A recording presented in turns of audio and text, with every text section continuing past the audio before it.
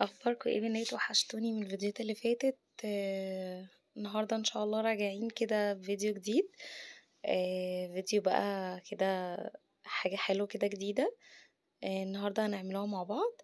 انا طبعا بدأت كده بالمقادير على طول. هي الحجازية الاسكندراني. اول حاجة هنعملها، انا معايا كان كوبايتين دقيق ابيض، ومعانا كوبايتين دقيق سميد. اول حاجة دول هنحطهم على بعض اهو، زي ما انتوا شايفين ان انا نخلت اول كوباية ودي تاني كوباية، هننخلوهم مع بعض. جربوا الطريقة دي يا بنات، ان شاء الله هتعجبكم. حلوة جدا، بدل ما نشتروها من بره بتبقى غالية، وفي نفس الوقت طعمها لذيذ جدا جنب كوباية شاي كده الصبح. فجربوها هتعجبكم. طبعا ما تنسونيش بقى في اللايك والشير والاشتراك في القناة، يا ريت وتفعلوا زر الجرس عشان خاطر ان شاء الله تدعموني يعني، ونقدم كل جديد مع بعض. هنا بقى كنت بعد ما نخلت الدقيق اللي ابيض، هما كوبايتين دقيق ابيض قدهم بالظبط كوبايتين دقيق سميد، يعني بنفس الكوباية. هي كوباية يعني كوباية، لو طبعا حد عنده معيار ممكن برضو يعمل بالكوباية المعيارية، فانا عشان ما عنديش انا بعمل بالكوباية العادية. وهنا بنيت اهو بعد ما حطيت الدقيق السميد عليه، زي ما قلت لكم كوبايتين برضو، نفس نوحد المعيار بتاع الكوباية. هنبدأ بقى نقلب المكونات مع بعض كده علشان خاطر يدخلوا في بعض. بعد كده عندي ذرة ملح، انا حسيتها كتيرة شوية فشلت منها، يعني حطيت نقطة صغننة ذرة ملح كده بس عشان ايه يعني، يعني هي بتظبط العجين. وبعد كده عندنا هحط بيكنج باودر 3 معالق صغيرين بيكنج باودر مع المقادير دي، مع الدقيق السميد والدقيق العادي. دقيق السميد يا بنات اللي هو اللي بيتعمل بيه البسبوسة والهريسة والحاجات دي، فده بيستخدم للحجازية برضو عشان خاطر يعني هي لازم نستخدم لها دقيق سميد ودقيق ابيض الاتنين مع بعض. هنبدأ هنا، بس انا معلش ما وريتكوش الخطوة دي، ان انا حطيت نص الكوباية زيت ونص كوباية سمنة. طبعا متوفر عندكم زبدة او اي حاجة، بس انا صراحة بحب الزيت والسمنة. هنحط نص كوباية دي زيت ونص كوباية سمنة. ممكن نزود ده شوية او ده شوية عادي مفيش مشكلة، بس نلتزم بالمقادير يعني يبقى احسن. وبعد كده هبدأ بقى اخلي الزيت والسمنة يتغلغلوا جوه العجين كده. يعني يبدأ يخش جوه الدقيق، مش عايزة حتة ما يكونش فيها مش شاربة الدقيق، فلازم كلها تبقى شاربة من الزيت والسمنة، الدقيق كله يبقى شارب. هنفضل نقلب كده حبة حلوين لحد ما يعني، ممكن بقى برضو اللي مثلا عنده عجان يعمل فيه، بس انا استخدمت بقى ايدي، معلش بقى على البهدلة دي عشان خاطر ايه، دقيق وكده بقى طبعا احنا عارفين. هنبدأ بقى نعجن شوية بايدينا بالعجان، اي حاجة متاحة قدامكم اعجنوا بيها. انتوا بقى براحتكم، بس هنبدأ بقى نعجن كده عشان خاطر ايه، السمنة زي ما قلتلكوا لازم تخش جوه الدقيق والزيت. لازم يعني يتجانسوا كده مع بعض كويس جدا، علشان خاطر يبقوا شاربين من السمنة كويس جدا. زي ما كده بقولكوا هنفضل نقلب كده حبة حلوين. تمام. وبعد كده بقى هبقى مجهزة معايا خميرة، معلقتين خميرة كبار معاهم معلقتين سكر وكوباية الا ربع مية دافية. تمام.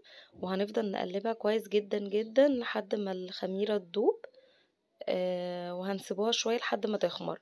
هنيجي بقى للحشوة اللي بتحط جوه الحجازية، بتبقى عبارة عن كوباية دقيق سميد وكوباية سكر، وعليها رشة، عليها يعني معلقتين قرفة، وعليها حبة كاكاو خام.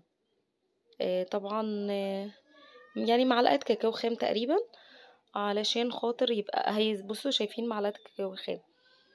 القرفة هي بتديها طعم حلو جدا، اللي هي طبعا احنا عارفينها في الحجازية معروفة ان هي ايه، لازم بتبقى جوه يعني الحشوة في قرفة. هنقلب برضو ده كله مع بعض، وهنا بقى عشان خاطر نخلّيها الحشو بقى هنعمل إيه، هنحط عليهم 4 كوبايات 4 معالق مَيّة، سوري معلش، 4 معالق مَيّة بالضبط. لو حسينا أنا عشان حسيت إن هي محتاجة معلقة كمان، فزوّدت لها معلقة كمان، ما نزوّدش أكتر من كده يا بنات، يعني هي بس تبقى عاملة زي رملة البحر، عارفين رملة البحر عاملة إزاي؟ ما بتبقاش مكلكعة ولا تبقى سايحة، بتبقى يعني مرمّلة بمعنى أصح، كأنها زي الرملة بالضبط مرمّلة. أنا هنا حسيت إن هي عايزة معلقة كمان، فنزلت عليها بمعلقة واحدة بس وخلاص، ودي الحشوة اللي بتتحط جوّه الحجازية.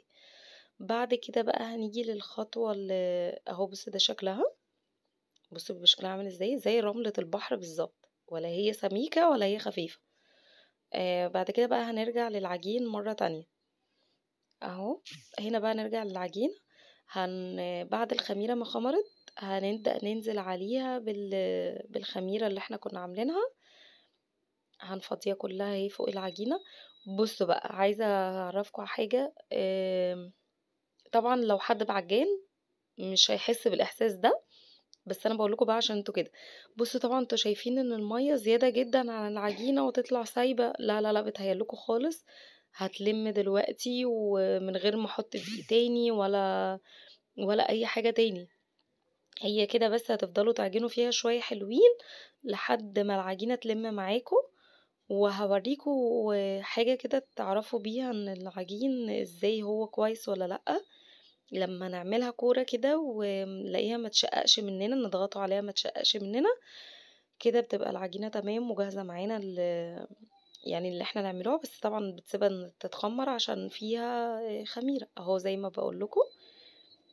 بُصّوا بناخده حتّة كده نكوّروها على إيدينا ومش يعني ما تبقاش مشقّقة، خلاص كده هي تمام. هنبدأ بقى نقسم العجين لقطعتين، تمام. أنا بس في خطوة هنا عدِّت ونسيت أقولها لكم، إن أنا سِبت العجينة تستريح لمدة ساعة، يعني لازم تسيبوا العجينة تستريح لمدة ساعة، وبعد كده بقى نفردها في الصينية، نفردها نحاول إن إحنا نرفعوا الأطراف شوية علشان خاطر الحشوة ما تطلعش مننا لبرّه. وبعد ما يعني ما تنسوش يا جماعة حكاية اللي انتوا تخمروها ساعة دي، انا بس ما وريتكوش الخطوة، بس هي ايه، العجينة بعد ما تخلص لازم تتخمر ساعة في الشتاء، لو في الصيف هتبقى اقل. وبعد كده زي ما انتوا شايفين هنبدأ نخرم العجين وهننزل عليها بقى بالحشوة اللي بتاعة الحجازية، اهو زي ما انتوا شايفين كده. الصينية يا بنات يبقى صينية وسط، ولا هي كبيرة قوي ولا صغيرة قوي، يعني وسط كده في الوسط، ممكن مقاس 26 تقريبًا، لإن أكبر من كده هيبقى العجين رفيّع جدًا، وأصغر من كده هتطلع سميكة جدًا.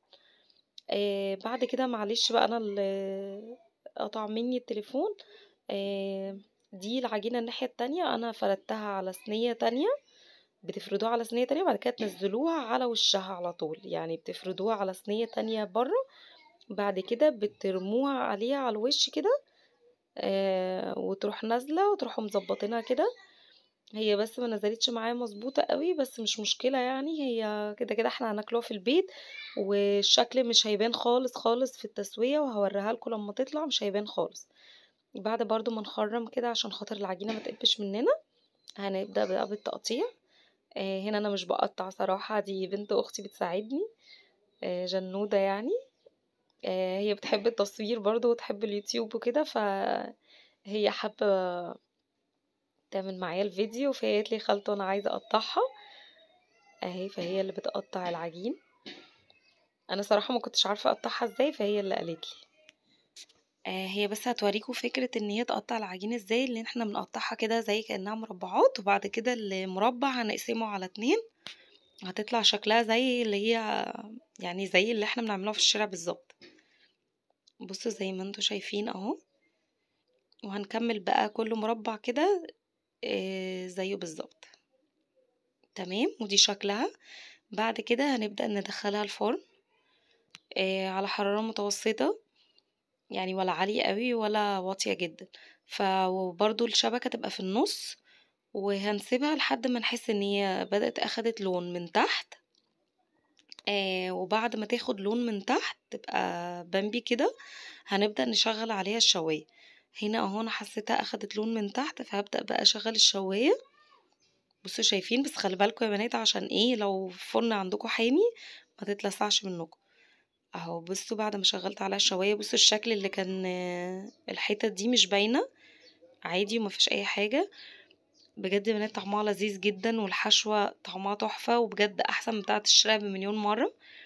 هوريكم برضو منها قطعه كده بعد ما طلعت. بصوا زي ما انتوا شايفين الطبقه، ولا هي خفيفه ولا هي سميكه، في الوسط، عشان الصينيه مقاس الصينيه كان مظبوط. طعمها تحفة، بتدوب بجد، وجربوها ان شاء الله تعجبكم. ما تنسونيش بقى زي ما قلتلكوا في الاشتراك، وتفعلوا في زر الجرس. يلا باي.